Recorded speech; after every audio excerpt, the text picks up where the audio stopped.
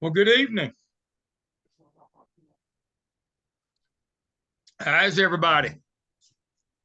Fine, and you? Just excited to be here.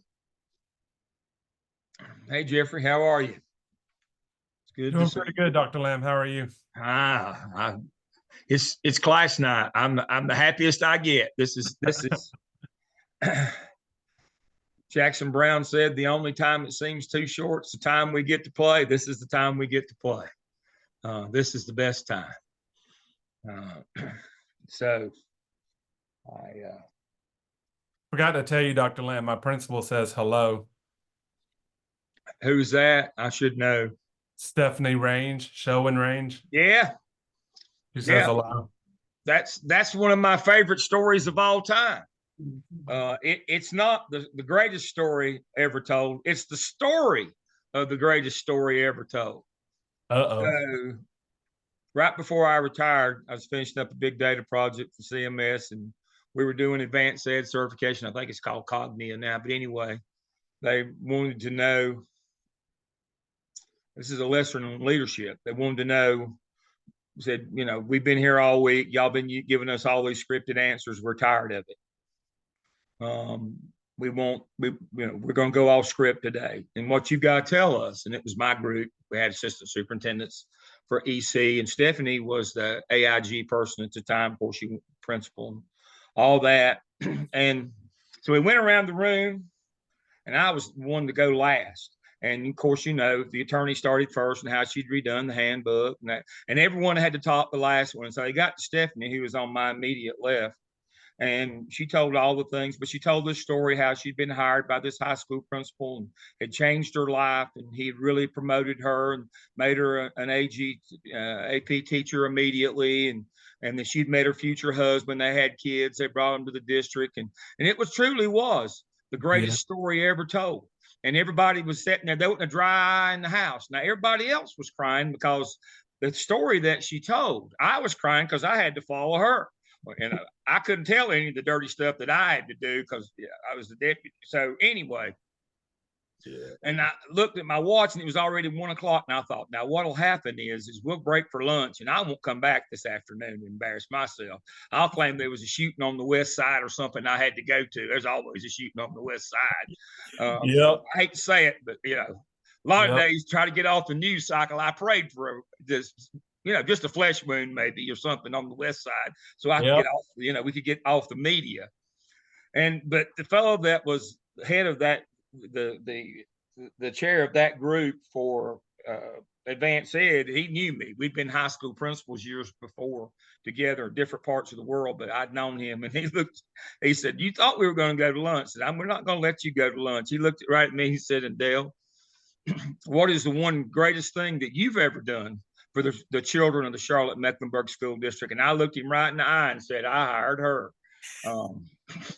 She's awesome. So she is. She's awesome. But it's a lesson in leadership that you got to do more than just hire good people and send them to the room anymore. When I first started, that's about all you had to do. Show up sober and clean clothes, hire good people and leave them alone. Those days are gone. Yeah. You got to be able to know and do a whole lot more. But she was the best new teacher I ever hired. She was the best beginning teacher I ever hired by a long shot. And I called her in mid-year and said, "You're going to start teaching AP classes." She said, "But I hadn't been here but one semester, and all these other people have all this experience." And I told her, "It ain't about time; it's about talent." Yeah. They're illiterate. You can actually teach school. I've seen it. And so she was great. She was absolutely the best beginning teacher by far that I've ever seen.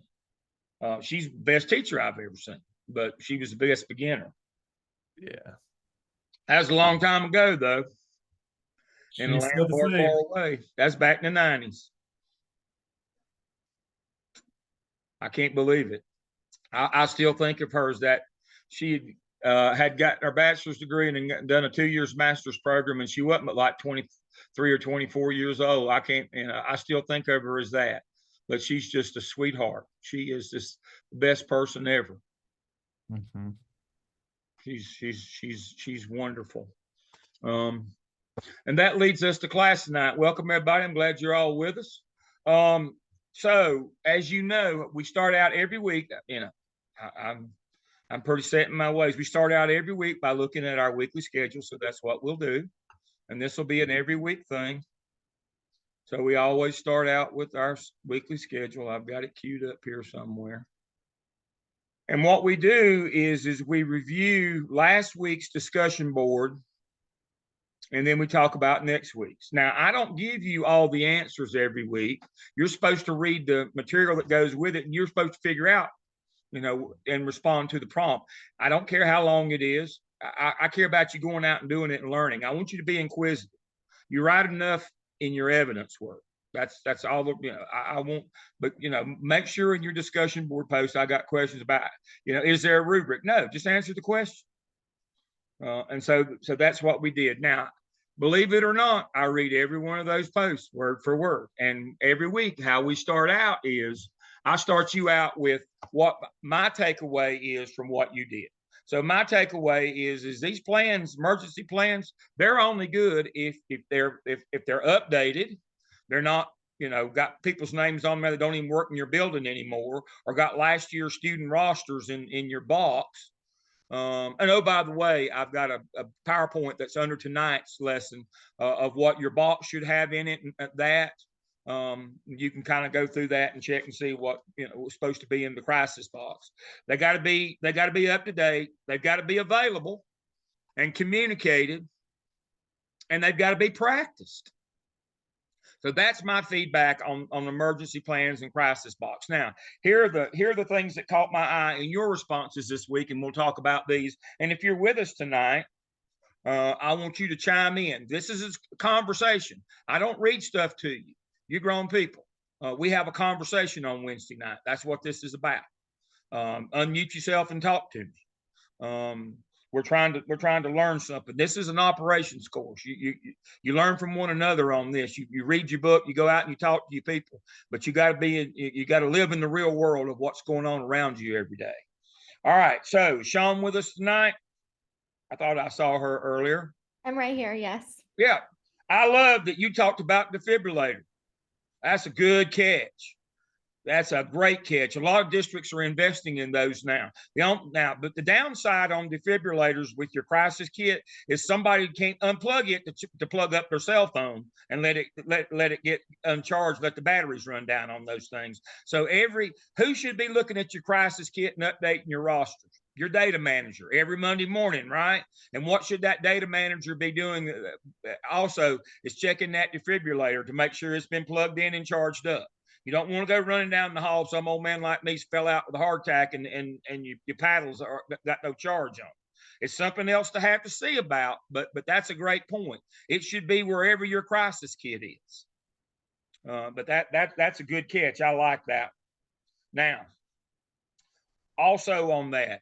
Now, I know everybody is all in the digital world now, myself included.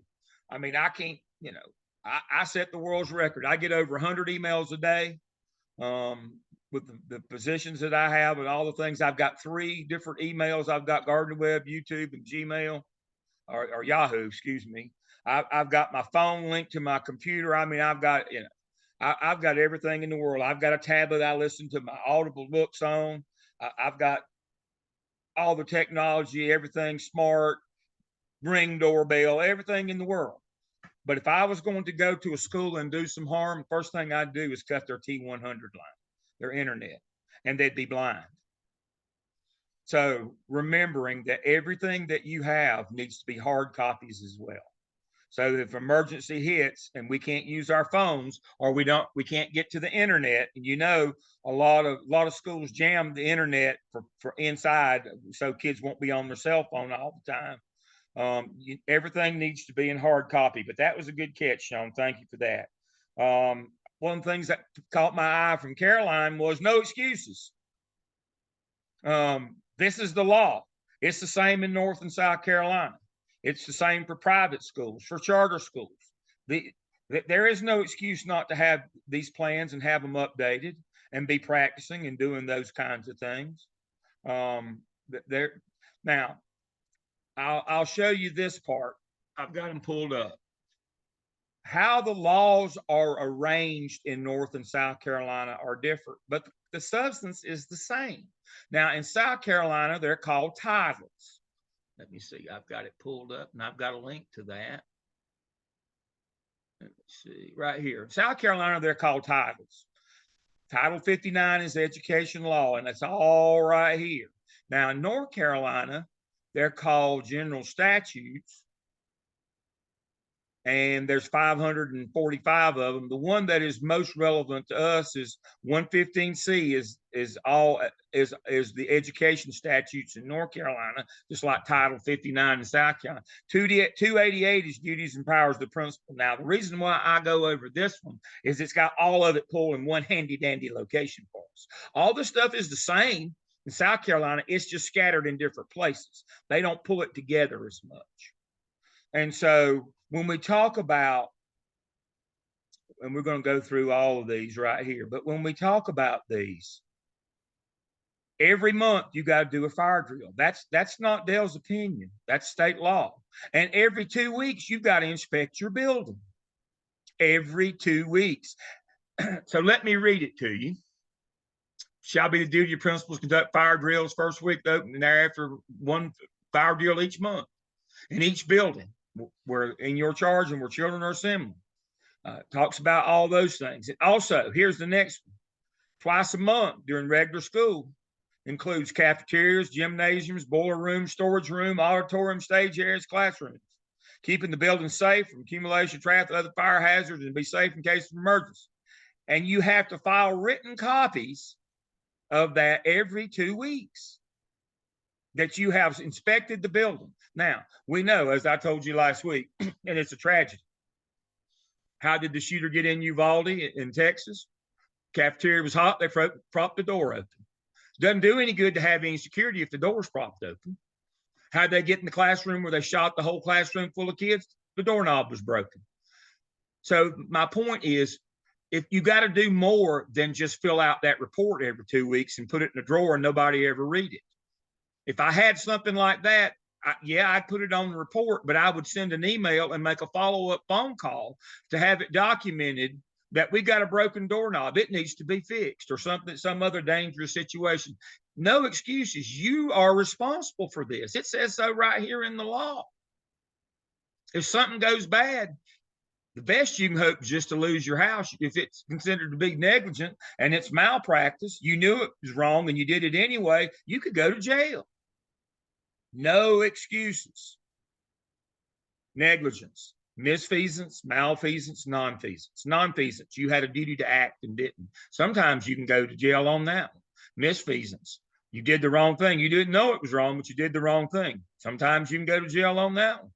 Unfortunately, you will go to jail on malpractice. If you knew it was wrong and did it anyway, not only are you tort liable financially, but you can be criminally liable as well if people get hurt. Losing your job won't be near as bad as losing your freedom as well. So, and it's right here in black and white what you've got to do. And you've got to follow through on this stuff. You can't just write down. Now, I've got under tonight's lesson, I've got a facilities inventory that you're going to have to do later on this semester. You can go ahead and pull it up. I always put it under tonight because I introduced it. If your district doesn't have one, here's one for you to use. I want you to use this one. Now, this is the stuff that you've got to check. I created this one for Charlotte Mecklenburg Schools nearly 20 years ago when I was in the central office there. And they still use it today, I understand, but this is it. I got it straight. I was in charge of this and had to do when the state auditors came out. All right, so the first thing is traffic. Now, if you've got cars and buses and kids in the same place, that's not a good thing. Now, you know how parents, every parent thinks that they have to bring their child to school today. Most elementary schools were not designed for the kind of vehicular traffic.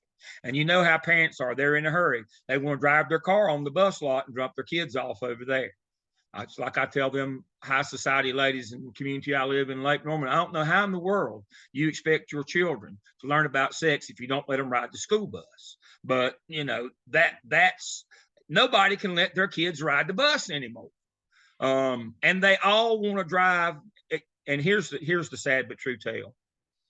You get a kid run over, your career as a principal is over. I don't care if you were responsible or not. You get a kid run over, high school principals, what we fear is you get a kid shot and killed on your campus, you're done.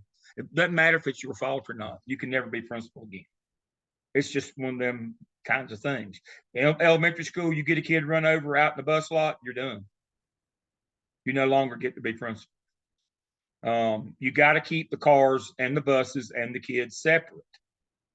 Now, if your building is set up wrong every month, in my report, I would note that. I'd make sure somebody knew that we're not in compliance, but you got to have your people out there on supervision.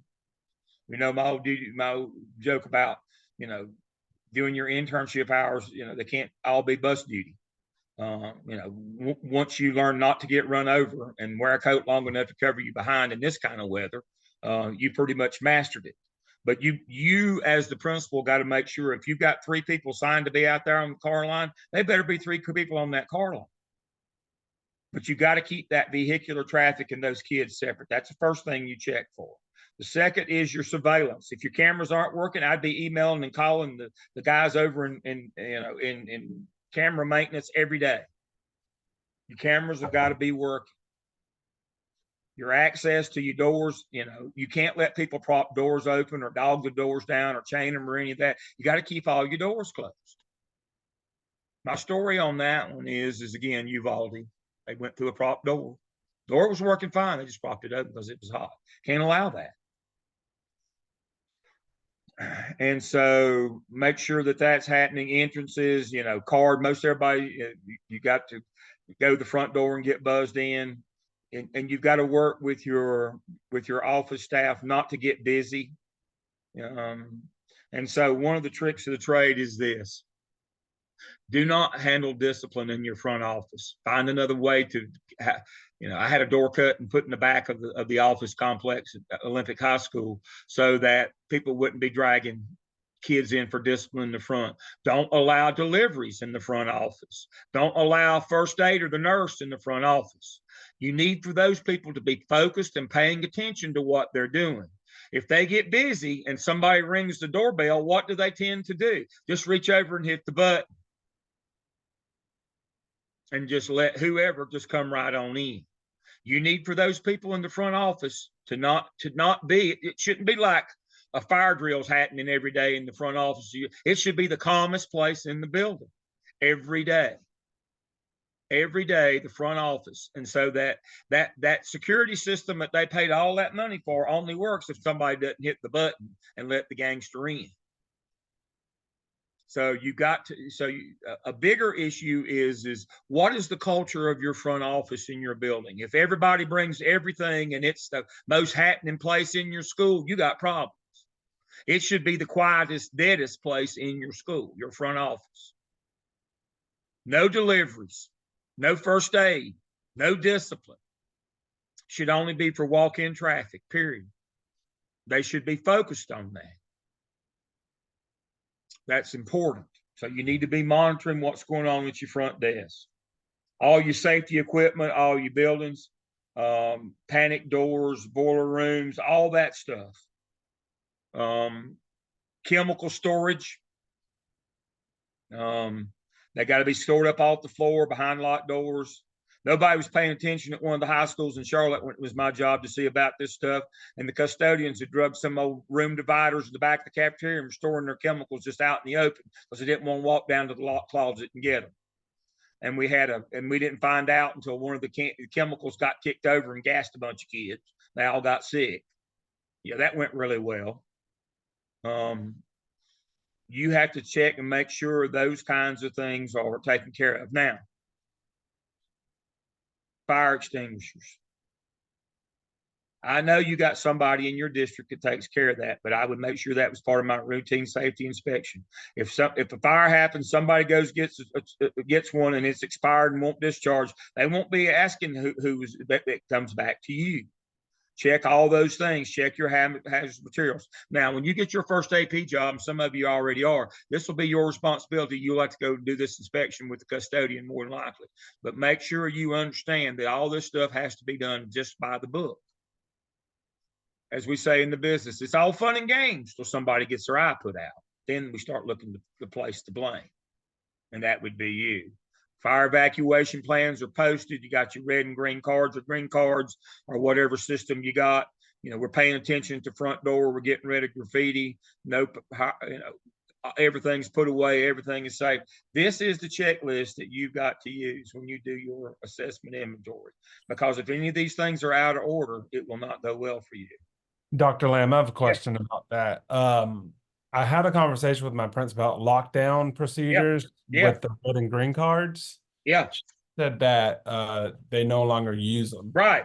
Some districts have moved on from that. That's old school stuff.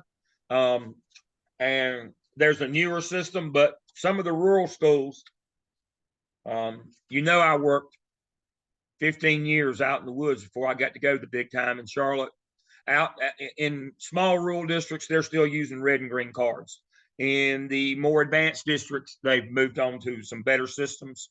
Unfortunately, that's only about a fourth of the state. 3/4 is still in the rural areas are still using the red and green cards. But yes, that's a great. That's why I said if you got them, make sure that they're being used and that it's been kept up. If you've got a better system, and most urban places do, whatever system that is, make sure it's still working and that teachers are trained on it.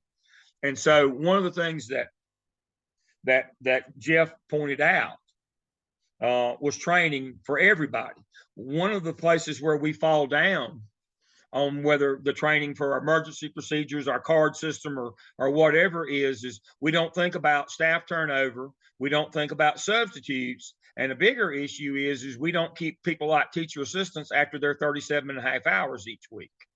And so when we do professional development, at the end of the day, the teachers aren't there, the non-certified aren't there, and the substitutes aren't there. And that's where the falling down always occurs, is with those people or somebody new. So your training has to extend to those people as well. So whatever system, and Jeff just brought up a good point, the systems vary. The emergency systems vary basically due to the wealth of the district.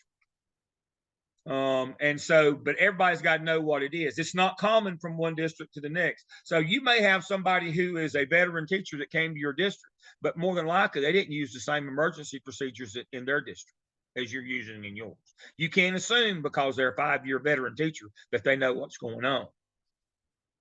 That is not an assumption that you can make. So make sure you understand that. Going down my list, Elizabeth brought up the point again about out-of-date materials in the boxes. Got to practice. Tremaine talked about, you know, your box should have your district personnel contacts in there. That's a good point. That's supposed to be on the list.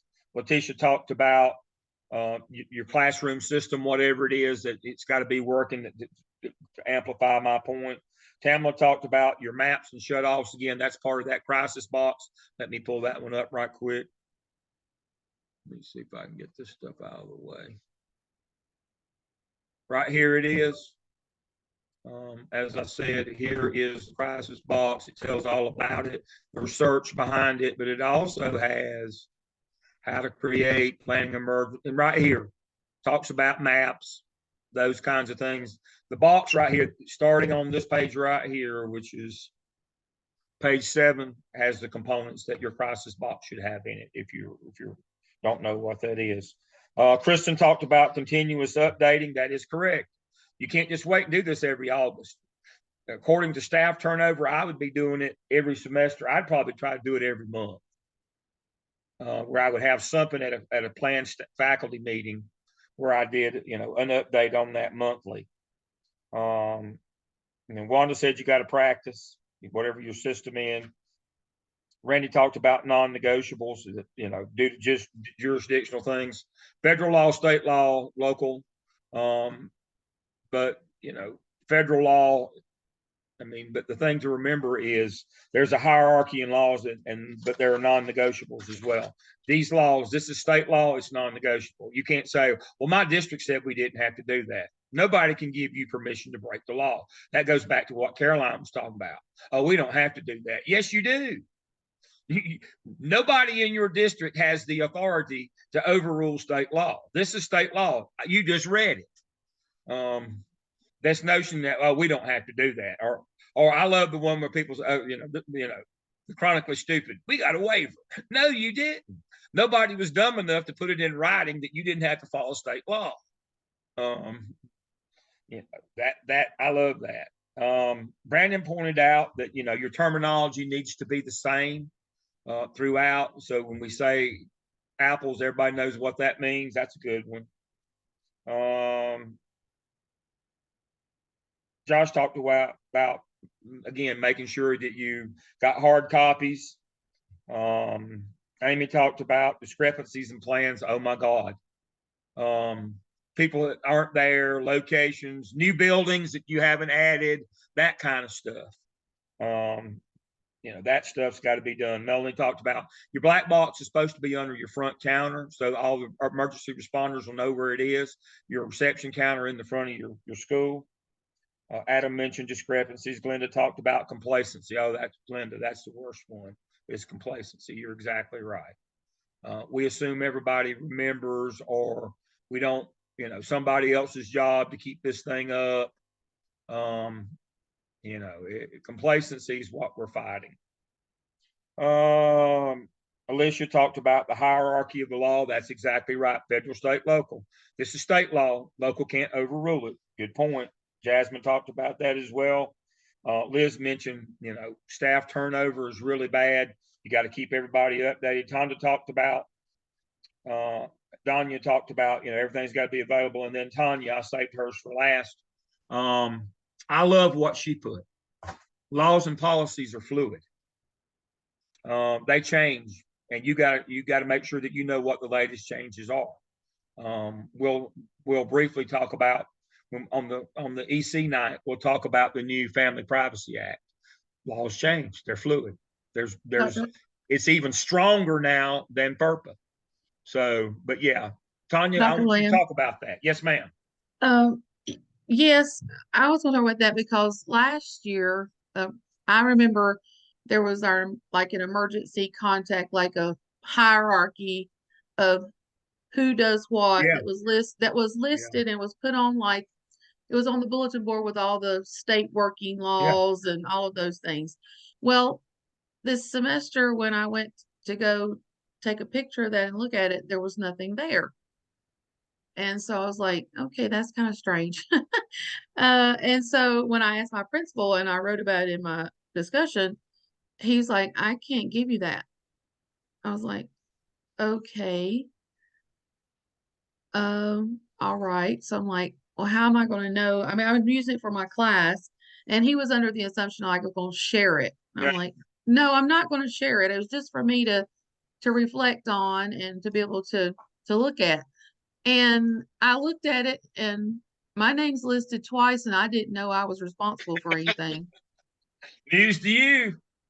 Yes, I'm supposed to be a runner if we're off campus, to be between parents and and then I'm supposed to do something else. I'm supposed to be the backup for something else if somebody's not there. And I was like, okay, I don't remember ever going over that this year, and I've not missed a staff meeting, so it shouldn't be a surprise to you what your role is in all this. That's never good. That's what I'm talking about. Must be communicated effectively, and everybody knows their role, and then you have to practice it. What exactly are you doing? Right. And we still have red and green cards, but they're not for lockdowns. Yeah. We use them for fire drills if we go outside. If we have everybody we're supposed to have, we show the green card. If we're missing people that were like they maybe were in the bathroom or whatever, we show the red so they can get people tied up together, get back together. Yeah. But, who's in charge of what, where, and when? And so that you're responsible for the safety of all your kids, and everybody's got to know what you're doing. Everything's got to be communicated. Everything's got to be up to date. It's a big deal now, unfortunately, because the inquiries start as soon as something goes wrong. And please remember, and I'm a former one of them as well. Central office people, the way they get there and the way they stay there is to be Teflon. Nothing ever sticks to us in the central office. We always blame somebody else at the school level. Don't let that person be you, is the point. I could tell 1,000 safety stories. I'm going to tell two briefly. I was principal at Oak Hill, and we had a kid that started a fire in the junior high building, which was attached to our cafeteria. We had a junior high and an elementary on the same campus. Kids started to fire up there because the custodians had rags laying out and didn't ever bother to lock their closet, and burnt the cafeteria building down. I had kindergartners in there at the time. Not a fun situation. You know, it didn't go well for that principal. It didn't go well for the custodians. You know, just something as simple as they didn't lock the custodial door, and a kid, you know, intentionally set a fire. Now, the other one is one to think about a little more. This is a little more in depth, and it gets us to thinking in the end about what's important. What's important is we protect kids. So a few years back, I was invited to the opening of a new middle school. I think it was in Chatham County, just south of Siler City. And I went down there, and it was one of the first places that, you know, had the safety doors, buzz to get in, had the vestibule, and windows that didn't open. And I mean, the place was like Fort Knox. And so at the end of the day, when everybody got together, you know, they asked my opinion. Is this somehow I'm supposed to have some expertise in this? I have none, but they asked my opinion, and I said, you know, this is the most secure building that I have ever seen. But the problem is I could have killed 100 kids here today and gotten away. And they were like, what in the world are you talking about? I said, the way you've got it set up is you drive in, it's kind of like a backwards P. You come in off the main road, which is only two minutes from 421 interstate. But I could drive in. I'm right-handed, but you know, I can learn, or could learn. And if I drove around right past that building, they had the kids' playground with no fence, no barrier, no protection. There was 100 kids out there. I could have sat there and shot through the passenger window with an AR-15. Back seat would have caught all my brass, and I could have shot every kid on that playground and been away in 5 minutes or less. On the interstate, you'd never caught. And I said, why in the world do y'all not understand? We're not trying to save the building. We're trying to save the kids. That's the notion here. School safety is not about saving your building. It's about saving the kids that are in the building. You've built a building, but you built the playground right here at the driveway, 5 feet away, with no barrier, no protection, no nothing. A shooter could drive in and shoot all the kids they want to shoot. I was high school principal during Columbine and during Jonesboro, Arkansas. Anybody know how they shot all the kids at Jonesboro, Arkansas? They pulled the alarm when the kids all came out to the ball field. They were waiting on them. They didn't have to go in the building. They just waited till they came outside and shot them. You don't even have to pull the fire alarm at that school, and you can shoot all the kids you want, or you could. They've rearranged it now. But in the end, our job is to keep kids safe. That's the important piece. That's what school safety is about. Next week, let's look at what our task is for next week. And again, you've got to read your assignment that goes along with it. So next week, you're going to examine a school field trip policy. What's the policy, and what action would you take after a car rear ends the bus and causing minor injuries to students on the bus? Make sure you read chapters 2 and 3. Now, we'll talk more about it in depth, but the big thing is you have to understand what the law is in cases like this. What does principal law say that you are to do? Sometimes you make reports to the superintendent. Sometimes you make them to law enforcement. But there's an order in terms of what happens. So what you have to understand is when there's been a violation of the law, even if it's just a minor traffic accident, the law says you have to call the police first. Don't call the bus garage. Don't call the school. Don't call me. Can't tell you the number of times when I was number 2 and they'd call me and I'd say, did you call the law yet? No, don't call me. I don't want to be involved in some kind of conspiracy. generally I'm not thought of as a conspiracist because that requires forethought and planning, and I rarely do either, or forethought and intelligence. But the notion here is, and what this leads us to, is what is the state law when it comes to those kinds of things. So again, I'm on South Carolina. Don't raise your hand and say, what about South Carolina has the same thing, but I'm going to use the North Carolina version because it's more concise. Jeff, you've got a question? Yeah. If the district has policies and procedures in place for the bus driver to call the law enforcement, Yes.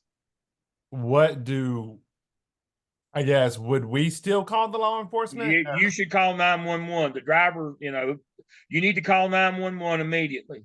People say, well, I'm going to provide medical help. You're not a medical doctor.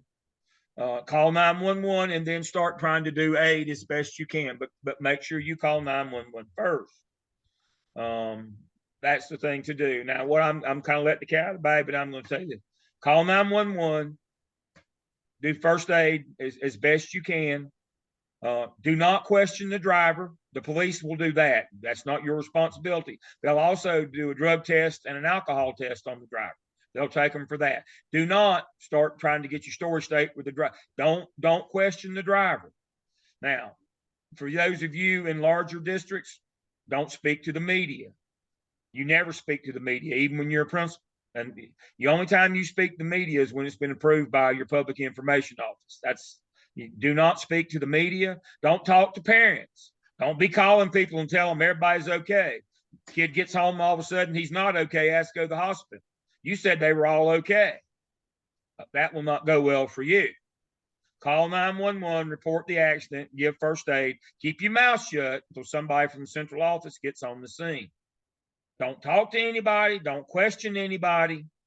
Don't speak to parents. Don't call parents. Don't call media.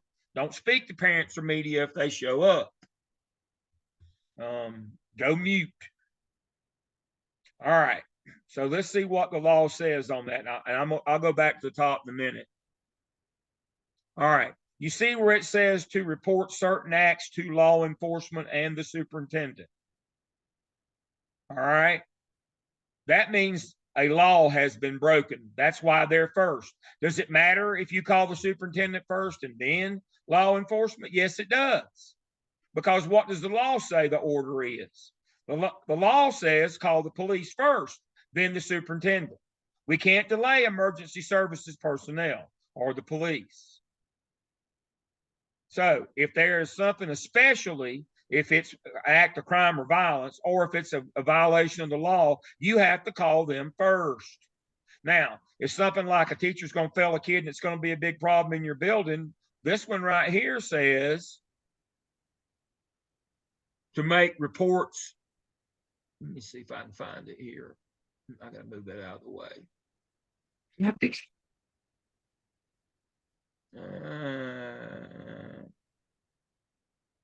To make accurate reports to the superintendent. That one, that's where that one comes in. But anything that's a violation of the law, it's not the superintendent first. It's law enforcement first. Hopefully you will have a good working relationship with your SRO or the one that's assigned to your school, where you can call them or you can be involved with them. But you have to understand they're not there to do your job.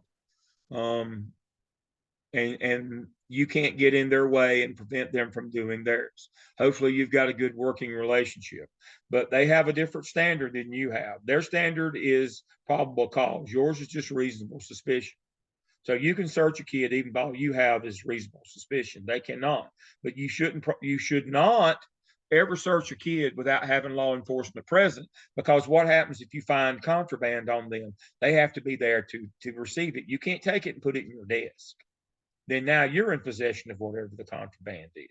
You don't have that law enforcement protection, nor do you want it. So to make sure you understand, if it's a violation of the law has occurred, the first call is to the police or 911 in an accident situation in order to get first responders there. If it's something school-based, like the first one here, which is our first case study, goes along with 1 and 2 here. And we're going to talk about it in depth next week. Y'all need to read it and be prepared for me to get you ready next week to do your PowerPoint presentation, which is coming up week 4, I believe. But we'll talk about it at depth next week. So the first law is for principals is to grade and classify students. Please remember, teachers do not assign grades. You do. You decide what their final grade is for the year. You decide whether they pass or fail, not the teacher. That is on you. Now, your first case study is a teacher illegally manipulated the grading scale to fail a kid. Now, full disclosure, Bobby's a turtle. And the teacher took a run at him. But she illegally violated state law and policy on the grading scale to make one homework assignment count more than half the yearly grade and fail. That's when you call the superintendent. Now, I've had students argue me for years. The principal didn't do anything wrong. He called the superintendent and asked his advice. What does it say he has to do? You have to call the superintendent. Well, the superintendent can't tell him what to do. Why? Because it's against the law. Who determines the grade? The principal does. So the principal said, just make sure you do your investigation and be careful. Politically sensitive. That's the only advice the superintendent can give. Because the kid's uncle or somebody's on the school board. Yeah, that's what we're talking about here. The principal did the right thing. The superintendent did the right thing. The teacher's the one. Well, the kid, the two standards in law are arbitrary and capricious. So me and Jeffrey's out back smoking behind the gym, and Sean catches us. Sean sends Jeffrey on back to class. She pulls out her firearm and just shoots me, graveyard dead, right there on the side. She has violated both standards, both principles of law of arbitrary and capricious. The first one was arbitrary. She let him go and punished me. The second one's capricious. I hadn't seen the code of conduct where she worked. I'm pretty sure it doesn't say you can shoot Dale if he's smoking. That's an idiotic thing to do, but don't shoot him. So the notion here is, does the punishment fit the crime? That's what capricious means. And we'll learn this. We go back to our code of conduct. The state sets the rules about what will not be tolerated in schools, the infractions. They don't tell you what punishment to give. Your local board adopts a code of conduct that gives a range of punishment for every infraction that the state defines is not allowable in school. We'll go over that. I introduced that manual to you last week, and we'll go over it in depth later on this semester. But the notion here is the teacher violated the law, number one, by manipulating the grading scale. That has to be covered at the beginning every year. State board says state test counts 30% unless you do quarterlies, then it counts 20 and they count 10. But homework in aggregate for the year can't count but 10%. Out of class assignments for the year can't count but 10%. How can you make one homework assignment worth more than 50% and fail a kid? So that's a violation of state law. And then it's also a zero tolerance expulsion. There was no due process. He just failed for the year. I mean, the most you can do to a kid is take 1 year of their educational career away from them. Even if a kid brings a gun and shoots somebody after a year, he can petition to come back. There is no permanent expulsion. It's just an exclusion for a year. Failing a kid is the same as excluding him for a year. You gave him maximum, you put him out of school. He could have brought a gun to school and got less punishment than turning in his brother's homework. That's capricious. And so you have to grade and classify pupils. You have to make sure that you're following state and local policy on the assignment of grades, that somebody's not doing something crazy like coming up with their own grading system like she did, just because Bobby's a turd. That's not a technical term or a clinical term, but it's probably accurate. He was a pain in her behind. All right, to make accurate reports to the superintendent and the local board right here, you got to do all you got to turn in your attendance. Why we got to turn in attendance? And this is one of the things that you will learn as we go when we get to the finance end of the course. People have this misconception that if a kid enrolls in a charter school and he's over there for, let's say, 10 days, and then he comes back to his regular home school, that they got all the money for the year for that kid. I hear that every day. That is not true. Let me say that again. That is not true. When the state allots money at about $8,000 per pupil, they don't give you $8,000 before the school year starts. After the first month of school, they give you 1/10. They give you $800. You get it monthly. It's called the modified accrual accounting system. We have a flat grant in both North and South Carolina. So every kid gets exactly the same. The money follows the kid. So if the kid comes back from the charter school, then you get the money once he gets back. They don't give all the money to start with. They don't even give it up front. You have to use funds on hand to pay for the first month of school. And then the state reimburses it.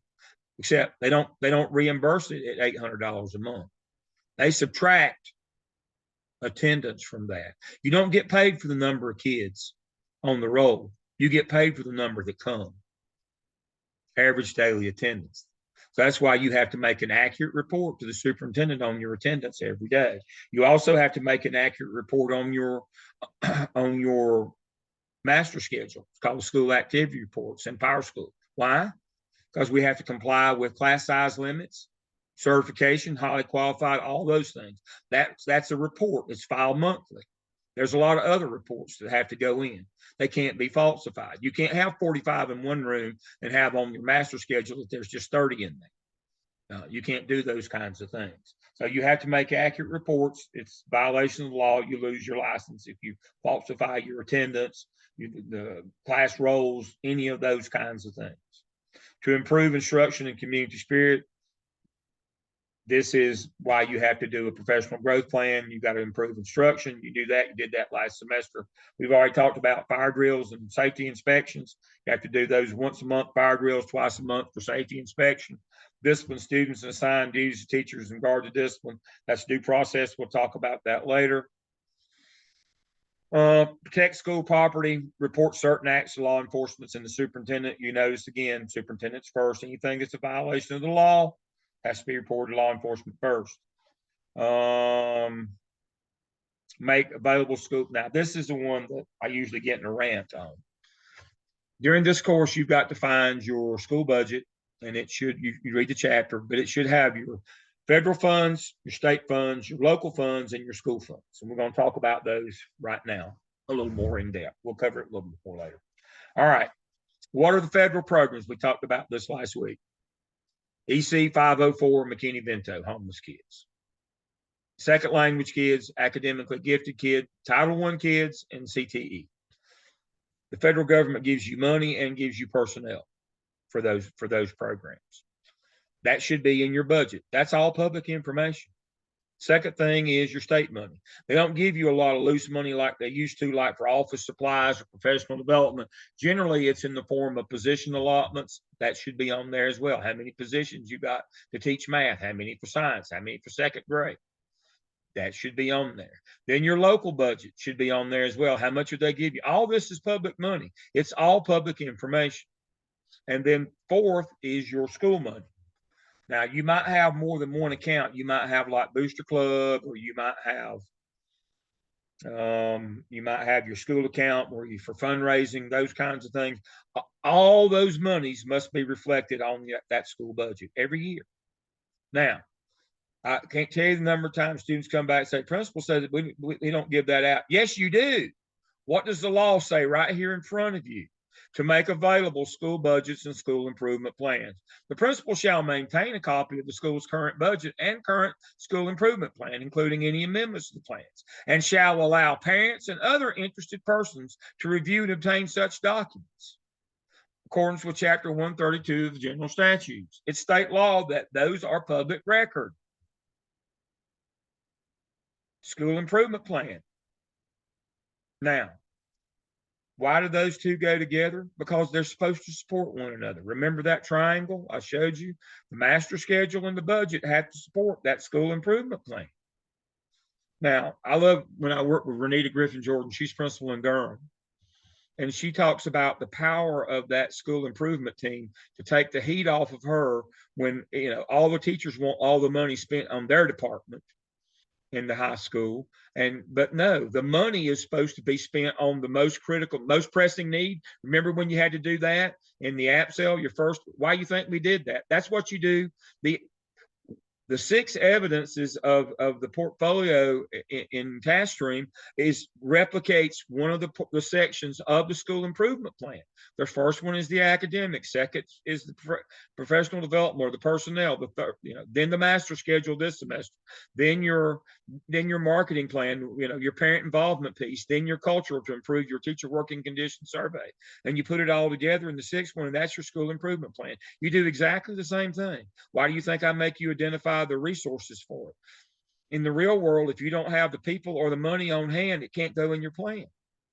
But your plan has to support your academics. I mean, your school improvement plan is about supporting your academics and improving your weak areas. Your master schedule has to support that, and your budget. Doesn't make any sense that you need to work on math. That's what it says in your school improvement plan, and you spend all your money on science skis kids. Wait a minute. That wasn't our most pressing need. Yeah, they're good. I'm not saying that skis kids are bad, but that's not what our school improvement plan said we're supposed to spend our local money on. Those all have to match, and they have to be available so people can see that they match. Now, fundraising, the bane of my existence. The biggest mistake that you can make as a principal, bar none, and I'll share my screen again in a minute. You have state budget laws, and I've got a list of them. I'll show them to you just a minute. But you've also got a section in your local board policy on fundraising and how to handle money locally, nightly deposits, can't put it in your desk, all that stuff. It has all the rules, reconciliation, tickets, when you ball games, all that stuff is there. But the biggest mistake that I see is when you hear a principal say, well, I hate fundraising, so I just turned it over to our PTO and let them handle that headache. People that stupid should have to wear a sign and a helmet. You can delegate the activity of school fundraising, but not the responsibility. They will fire you for failure to maintain fiscal control if they abscond with the money or they spend it on something they're not supposed to. You are responsible for every dime that they raise. Let me say that again. You are responsible for every dime that they raise. One of the most tragic stories that I know of is a lady that I worked with years ago. Freak accident. The weekend before school started in August, she went to the beach with her family. A rogue wave come along. She wasn't paying attention, and it knocked her down. She wasn't that old. Broke both of her legs. She's in the hospital for several weeks in the lower body cast. Didn't get to come back to school till Christmas. Was home convalescing. The school secretary, the school bookkeeper would bring the checks by. She'd sign all the checks, check off on the monthly budget and all that. Come to find out, they were stealing the financial secretary, and the PTA was in cahoots, and they're doing fundraiser, stealing all the money. She's the one, she was out on medical. That's the only thing that kept her from, she got demoted back to assistant principal, and that's how she ended her career. If she had been at school, they would have fired her. You can delegate the activity of fundraising to some group like a booster club or a PTO or a parent group, but you are responsible for everything that they do. And you know that you have to get approval before they raise the first nickel. And in that approval from the superintendent's office, it has to say what you're going to do and how you're going to spend the money. And that money has to link back to that school improvement plan. Otherwise, they will not approve. But fundraising, if you do it, I wouldn't let parents. I'd let parents be involved, but I wouldn't let them run it. I would not let them run it, because there's no telling what will happen that you'll have to be responsible for. So let's look at that right quick, and that'll kind of end us up for the evening here. I don't think there was anything else relevant on the laws. So let me share budget laws with you if I can get my screen to share. The rest is just like mandatory improvement plans. We've already talked about that. And records, that's pretty much it. But here are budget laws. Now, there are several in North and South Carolina. Again, it says modified accrual counting system. You get monthly installments. You do not get your money all up front from the state. It comes monthly. And if they determine that you didn't spend it wisely, they won't pay.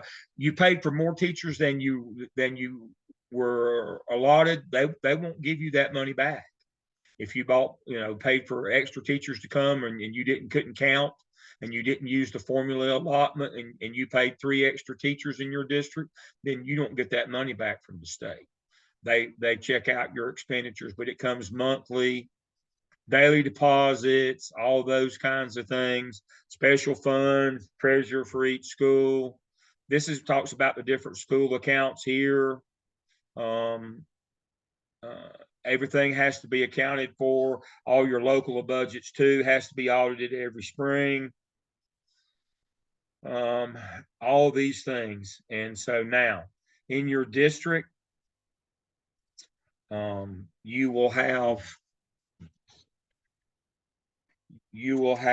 a set of policies that you have to follow. They will, my pen quits. I'll remember unempowered. Somebody remember that when I can't remember it in a minute. Here's it is. And the big thing is it's the same thing. Deposits nightly, no money going home, have to get approval before you do any fundraising. You have to account for the money, how it's going to be spent has to be approved as well. All fundraising activities, middle and high, approved by the principal. All clubs and organizations have to submit theirs. Instructional, can't use instructional time to do that. That's a real bad trade. One of the things that we do in fundraising is we take those state paid teachers and we take them away from instruction that they're being paid for and have them raise money because we have control of that money. State says you can't do that. You can't be running private businesses out. Now, when you get to be principal, within a day of you getting to your new job, somebody will call you from the central office and say, hey, let's get together for lunch. Don't say I'm too busy, because then they'll say show up here. And what they're going to do is give you what I call the book. Every time we change principals is when we correct all the illegal stuff that's been going on at your school. Like, I don't know, the basketball coach driving the activity bus as his personal vehicle. I don't know, maybe like using an English teacher position to fund a defunded CTE position and running a private photography lab out of your CTE bill. I don't know, stuff like that. So I was the most hated man in town when the beloved photography teacher. 6 years prior to my arriving at the high school, CTE had defunded photography as one of its courses. Well, they loved it, so they took an English position and funded it. That's a state position. Photography was federal. What did that do to the 10th grade class size in English? I've had about 40 kids in the room. And so, but that had to stop that day. The basketball coach had to quit driving the activity bus that day as his personal weekend vehicle. Those are the kinds of things that you get into.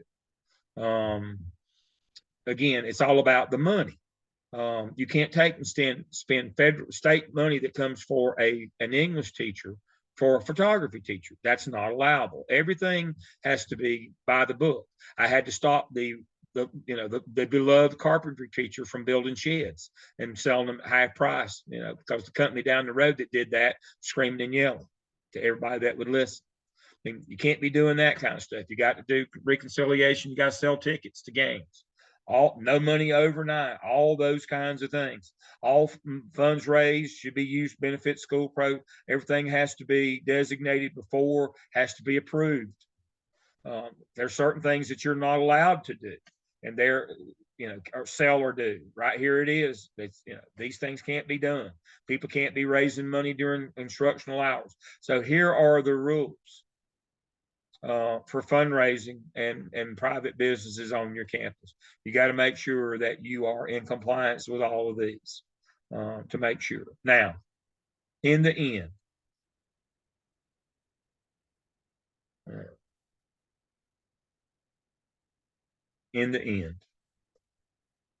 school boards in North and South Carolina are unempowered. What does that mean? It means when they do their budget every spring, they have to go hat in hand on bended knee to the local county commissioners to get them to fund their budget. Only the county commissioners have tax levying authority. School boards in North Carolina and South Carolina are unempowered. They have no taxing authority. So this is tax money at the local level, at the state level, at the federal level. It's tax money. There are no secrets. You got to be completely above board. There is no, we don't give out that budget. Every penny you spend in the school is subject to approval or to scrutiny. There's never any slush fund money, ever, never. You should never have a general fund or slush fund money of any kind. Every penny must be documented, accounted for, and must be budgeted every year. Because again, you get the county commissioners involved, you're not going to get a pass because they're responsible to the voters in their district. It is the ultimate public money, goes to public schools. And so there are no secrets. You got the accounting has to be there. So that's our review of school safety. We put that one to bed. Now we're going to talk about liability next week, and we'll put that one to bed. I've covered all the relevant laws for principals. We'll dive more into those as we go through each of the weeks. Remember, this is a conversation. Obviously, I talk the most. Y'all need to talk more. But this is about your learning, about your development, about how to run school. This is an operations course. You need to get out and talk to people. You need to do these activities, talk to people, try to learn things. The textbook is just to give you a guide on what the law is, but the real learning occurs when you get out there. All right. All right, Sean, you got a question? Yeah, this is, I'm done. So now it's y'all's time. Questions you have for me? This is Tanya. I talked to our sit chair because I was trying to get a copy of the budget, and she's like, I don't think I can share that. And I was Yes, like, you I was can. on the sit team the last 2 years. I'm not there this year. And I'm like, and everybody can see that. She's like, I have to get approval. And I'm like, No, she doesn't. no. So No, I'm trying to you like don't. get that information. So I was trying to take a screenshot of where you had that budget, but I'll go back Just through the, again, all you got to do is under week 2, under North Carolina General yeah, Statutes, go to 288, yeah, that's what I was looking at. 115C 288. They're public documents because it's public money, federal, state, local. It is not school money. Remember, schools have no taxing authority. It is not school money. It is federal, state, and local taxpayer money. It was not a special school levy tax or any of that you can hold secret. It is not that. It's public money. And even the money you raise at the school level, again, is public money. Every penny has to be accounted for, and anybody can ask to see it at any time. And you have to show it to them for transparency. Sean, you had a question? Yes. Just looking ahead at the syllabus for when our OMA task 1 is due for review. It's due the week of the 24th, so it's due by the 28th, correct? Right. Everything's due on Sunday night at 9. Thank you for reminding me that. I covered that again last night. We try to stay on the same track. Everything's due. Now, if it's not there till Monday or Tuesday, now I told you, you basically got an extra week beyond my pacing guide because task 2 is just a copy and paste from the AppTel. Literally take you 5 minutes to take the labels, copy, paste, task 1 through 3, take the labels off of it so it doesn't read like it's the AppTel. You submit that as OMA task 2, you're done. So you got basically an extra week. But yeah, I've got the pacing guide on the weekly schedule, but now I'm not going to be sending you stuff. Y'all grown people, you can keep up with yourself. I think I just missed it, so thank you. And then Yeah, the peer reviews, are those also due on Sundays by 9? if you can. Okay. And the reason why on that is, we want to keep the wheel going on that. If you don't get your team their peer reviews, it slows them down. Remember, you just got to do task 1, 2, and 3 of the OMA and the skip. No video reviews this time. Just a quick and dirty and get it to them. And I would say at this point, it should just be basically grammar. If you see something that looks bad, don't spend an inordinate amount of time peer reviewing. It holds you up and holds them up. It's just a second set of eyes to catch typos, bad format issues, that kind of stuff. They know what to do by now. It shouldn't take you more than 10 or 15 minutes to do a peer review. Okay, perfect. Thank you. Yep. Yep. All right, Randy, you had one? Yes, sir. It was more, I meant to bring it up when we are talking about the safety and review. Something that you commented on mine, and I noticed on others, and it was about like the run, hide, or fight Yeah. aspect. And I know it's kind of like based on just hearing it in my school, it's always something that's kind of, I guess, a debatable thing. It is. And I'm glad you brought that up. I thought I had that written down to mention that. It is a debatable thing. I'm not sure how I feel about it. How I feel about it is based on the age of the children. Elementary kids need to run like crazy, like they do anyway. There's no, I don't like to hide. They can't be quiet. They're not going to stand still. They're not much good in the fight. They just need to run. Middle school kids, they wear the horns off of billy goats. Different with them and high school kids. And so that run, hide, fight, I think that's got to be, you've got to decide what level of kids, and then you've got to practice that as well. So it is highly controversial. There's a lot of people that don't like, I don't like it for some, and I like it better for others. And so it can't just be in this district, we do this. No, you've got elementary schools, you've got middle schools, you've got high school. And, which of those they do should be dependent upon, elementary kids should not ever be taught to fight. That's, you're wasting your time there. And they're not good at hiding either. Middle school kids, you could have them hide, not fight. High school kids are the only ones that you could probably do all three with. But that's a good point. It is highly controversial. At colleges, we do that at college, but we have a different, it's appropriate here at colleges. Not so much in other schools. That's a good point. Other questions that we have? I'm glad we got some of those housekeeping things. Again, Sunday night, but I'm not going to, if it comes in on Monday, there is no late. Thank you for reminding me, Sean. There's no late. I don't do late, and you either get 100 or a 0. I mean, either you got it or you didn't. If it's good enough, we move on. We're not going to quibble over points. Same way when I grade your OMAs, you'll either get 100 or a 0. If you get a 0, I'll tell you what you need to do to fix it. It won't be a debate. It'll be fix this or add that. I don't read for syntax. Do I look like an English teacher to you? Even my doctoral students, I don't read their stuff for syntax. I do content. And so if it's there, it's there. We move on. That's what your team should be helping you with. If you need an editor or somebody to proofread, that's what your peer reviewing team is for. I'll do the content. We'll make a pact. I'll do the content. Y'all do the process, and we'll be good. And it won't take us long. And we can spend our time on talking with people and getting out, researching and looking and learning, seeing how school really works every day. That's what I want y'all to learn is yeah, the book is good, but how's it working in real life, and be thinking about. And now here's something as well. That there's a lot of benefit in working for idiots, because you learn what not to do. One of the worst things in the world we do in teacher preparation is student teaching. Who do we put them with? We put them with the best teachers. My wife had one every year for 30 years.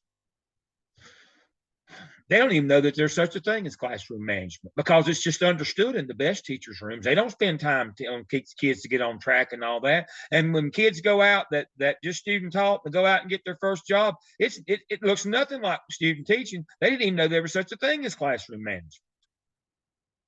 We ought to be putting them with poor teachers so they learn something.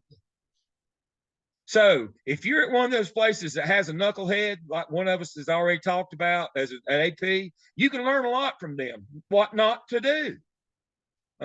It's amazing what you can pick up from dumb people.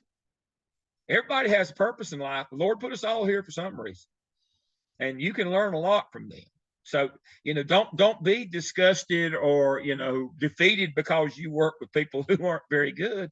Take notes and say, when I get my shot, I'm never going to be that stupid. I'm not going to do that dumb stuff. I'm not going to jeopardize my career, my future by doing or being this negligent or incompetent. That's what I want you learning and figuring out. What you ought to be doing and not doing. Watch what the people are doing at your place. How's it working out for them? Do they learn? Or do they do, is every day their first day? You all know this. I love teachers. I've been married to one. My wife's a curriculum instruction specialist, but she taught all those years. I love teachers better than anybody. But now you all know that some people who have got 10 years of teaching experience and some who've got 1 year 10 times. They do the same dumb things this year as they did last year. Well, unfortunately, in administrative business, those people don't last. Your first AP contract will be 2 years. And at the middle of the second year, they'll make a decision on you for good or for bad. You got 1.5 years. So that's what I'm talking about. And when you get your first principal job, you'll get a 2-year contract. Now, if you survive that, your next one will be 4, but your first one will be 2. You don't get to be the same idiot this year as you were last year. If you don't grow and develop, they get rid of you. It's not like teachers that we keep and they're the same teacher every year for 20 or 30 years and never get any better. Administrators are not that way. The saving grace is that dumb AP won't last long. But learn from him while you can, what not to do. And part of it is do these people ask people? Now, Dr. Renita Griffin Jordan and I, we're in debate about who said it first, and y'all might could help us. She says I think she said it was Dr. Dre. I think it was Snoop Dogg who said, if you don't know, you better ask somebody. That's what we're talking about. You need to ask. If you see your administrators, they never ask anybody. They don't have any mentors in the business, and they continually make dumb decisions. That's what we don't want you to do. If you don't know, ask somebody. You've got a book you can refer to, but you need to be talking. That's why I have you out talking with all these different people in your district and in your school to start making some contacts on people that know something. Just in case the people that you've got in administration at your school aren't too good, we've got a way to get around that. But again, I've told you this and I'll tell you again. We produce enough average administrators. Y'all need to be great. Kids deserve administrators that are great. Now, you need to be champion for children. And to do that, you need to be great. You need to facilitate teachers, but you need to be great. That's the plan here, folks. Anybody else got anything else? I've had a good time. I always do. Tanya? I have one more thing. I asked about the latest accreditation report, and my principal said, I don't know, told me somebody in the district, and they sent it to somebody else, and they said that as far as they knew that, I'd heard of SACS, I know about that, but. And Advanced Ed and Cognia. And they said the elementary schools don't usually have an accreditation report. And so. Yeah, they do, but some districts have dropped it to save money. So you can go to your school improvement plan. It should have a school profile that right on the front of it. The reason I want you to find your accreditation report, it's usually a little more in depth and has a little more of your community data, like average income and that kind of stuff. I found a few high schools. Yeah, I found a few of the high schools around. Yeah, and I've dug as much Googling as I can do. Yeah, just as long as you've got, as long as you've got a school profile, you're fine. As long as it talks about, so we need the context. I mean, Jeff's in Charlotte Mecklenburg. There's a big difference if you're at Garinger or if you're at Ardrey Kell. Just because it's in the same district, that's the alpha and the omega. Those kids at Garinger, being poor is situational. Living in poverty is generational. Those kids at Garinger are in generational poverty from Hidden Valley. They don't even know anybody that's ever had a job. That's different than Ardrey Kell. Would that make a difference in the master schedule in your building? You doggone right it would. Would that make a difference in the teachers you hire and what courses that they teach? You doggone right it would. That's what we're trying to get a context so we can see if the decisions that you're making fit your school. I inherited a junior high in Charlotte that had a 9-period day. The majority of the kids there couldn't count to 9, much less make it to 9 different periods. Now that worked really well at the junior high that principal came from prior to to the one that he was at in Charlotte. An affluent one. That's just like Harold. I worked with a man named Harold in one of the rural districts I worked in, and when we went to accountability, I was principal before accountability actually started. We still did the old California Achievement Test, and we started state accountability. One of the first things they said is you need to stop, suspending kids out of school. So Harold, I'm not sure Harold could read, quite honestly. His father-in-law was on the school board, was the reason why he was principal. I'm not sure he could even read. His sister taught for me. She was the brains of the outfit. But Harold, somebody read him this study where instead of suspending kids out of school, you suspended parents into school. And he was in a community that had just been devastated economically when the furniture industry collapsed in Western North Carolina. And people who had been cutting wood all their life and selling it to the furniture industry, let's say for $100 a unit, were now selling it for firewood for like $5 a unit. And they had experienced a 95% loss in their personal income. These were places is if a parent didn't work that day, they didn't eat that day. So you could imagine the first parent that showed up was madder than damn it when she got to school. And when the cafeteria manager asked her to put her cigarette out in the cafeteria, she slapped her, knocked the sneeze guard off the salad bar, and it got worse from there. That was the first and last day of suspend mama into school. Now, that was a real viable program at a private Catholic school in New England where the study was done, where all the mothers were well-to-do, upper class, and stay-at-home moms. But again, in the Salem community, you didn't work that day, mama didn't work, you didn't eat. Not an appropriate thing. So again, a lot of the programs that we run, or the teachers and the training and the master schedule that we do, is dependent upon our clientele and our community. You got to know that. One of the things that, one of the stories that I told talking to Jeffrey about his principal, one of the things that I tried to do when I was high school principal at one of the lower end high schools in Charlotte, which was kind of a medium to lower end, was to add more AP and advanced courses for the community. As our community was growing and changing, the Steel Creek community was growing and changing and becoming more influent. We couldn't continue just to offer vocational programs and general track programs. We were trying to offer more AP and advanced to fit the lifestyle in the community. Otherwise, everybody's going to go to the local private or charter. You've got to be competitive now. It's a competitive environment. Parents have choices. You don't offer the courses they need according to the clientele you have, they'll go somewhere else. Or if you offer courses that are above what their kids can do, they'll go somewhere else. So there is competition for clients now. Got to understand that. And a lot of this is knowing your community, knowing the demographics, knowing the growth patterns, what the kids need, what is best suited for you. Now, Tom is in Wake, Jefferson, and Charlotte. Yeah, they're big wealthy districts, but they have low wealth pockets in those districts as well. You can't just say, it's not plug and play. If you're in this district, this is your demographic. It doesn't work that way. Even in the wealthiest districts, there's pockets of poverty. Got to understand that. And it has a big impact on how you operate your school every day. Sending kids home in a community where Mom's going to have to be out of work, or kid's going to be latchkey or left on their own. You got to think about those kinds of things in your plans. Yeah. Other thoughts or ideas tonight? When I read your posts, I get it.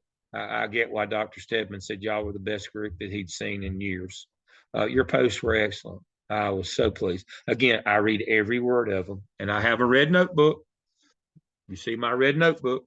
I take notes on every one of them. That you saw me read back through my notes tonight. I do that every week. I will read every word that you post, and every time there's something that catches my eye, I'll have a star of the week. Something that just caught my eye that made me think, and that shows me that you're thinking. I probably knew it at one time. I just forgot it. But I have the excuse of being the oldest horse, the oldest rat in the barn. You don't have that excuse. So I love your posts. I love reading your posts. I love your work. I love the engagement. I love to see that you get out and learn to be an operations person. Now, some of you will drift back to the dark side to curriculum. I know that because you're smarter than me, but I do love working with operations people. All right. Give yourself a hand. You did a great job tonight. I appreciate you. I'll see you again next week. Everybody be safe. Thank you.